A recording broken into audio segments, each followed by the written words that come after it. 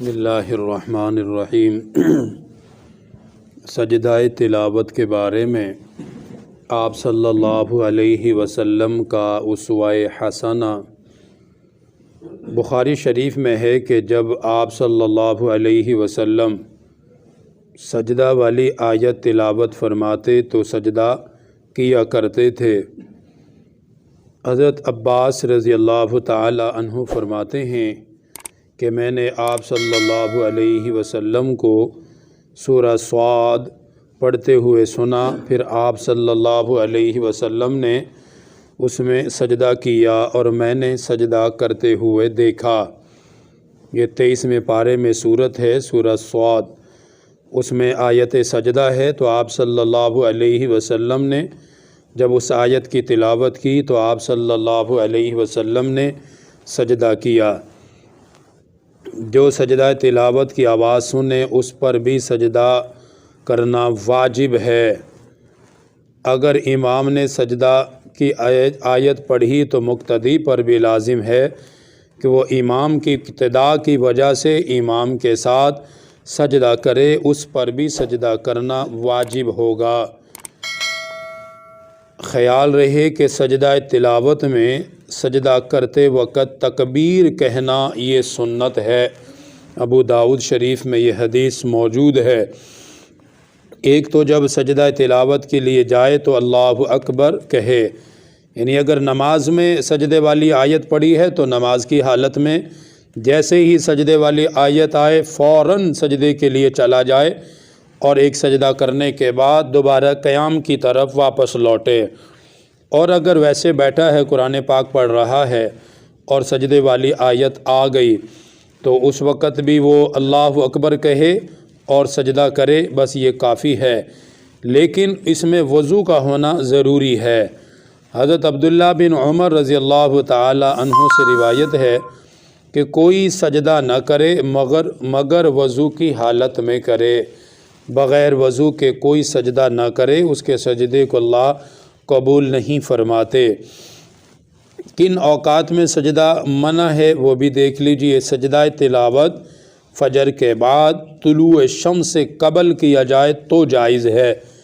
اسی طریقے سے عصر کے بعد کرے، لیکن غروب آفتاب سے پہلے کیا جائے تب بھی ٹھیک ہے، یعنی جب سورج نکلنے کا وقت ہو اس وقت سجدہ تلاوت، اگر کسی نے آیت تلاوت کی جس میں سجدہ ہے تو اس وقت وہ سجدہ نہیں کر سکتا، سورج نکلنے کے بعد کرے۔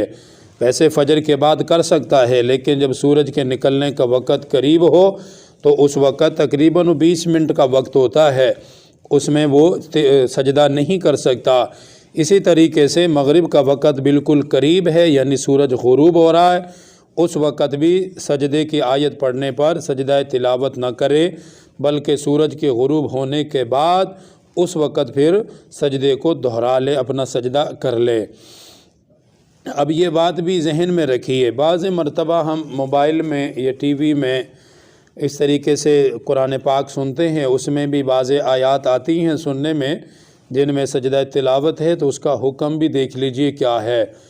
اگر تو تلاوت لائیو چل رہی ہے، براہ راست چل رہی ہے، یعنی پڑھنے والا پڑھ رہا ہے اور دیکھنے والا اس کو لائیو دیکھ رہا، ریکارڈنگ نہیں ہے، جیسے میں بول رہا ہوں اور آپ سن رہے ہیں، اس طریقے سے اگر لائیو تلاوت آ رہی ہے اس وقت کوئی سنے، چاہے وہ ٹی وی میں ہے، چاہے موبائل میں ہے، ریڈیو میں ہے، کہیں بھی ہے، تو ہر سننے والے پر سجدہ تلاوت واجب ہوگا۔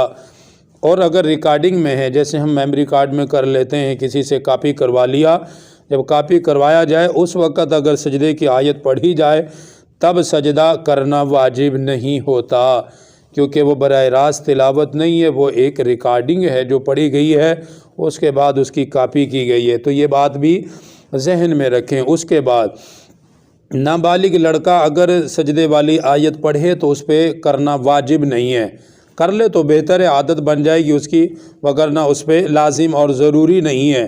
ہاں اگر نابالغ لڑکے نے ایسی آیت پڑھی اور کسی بڑے آدمی نے جو بالغ ہو اس نے اس سے وہ آیت سنی تو سننے کی وجہ سے بالغ پر سجدہ تلاوت کرنا واجب ہوگا۔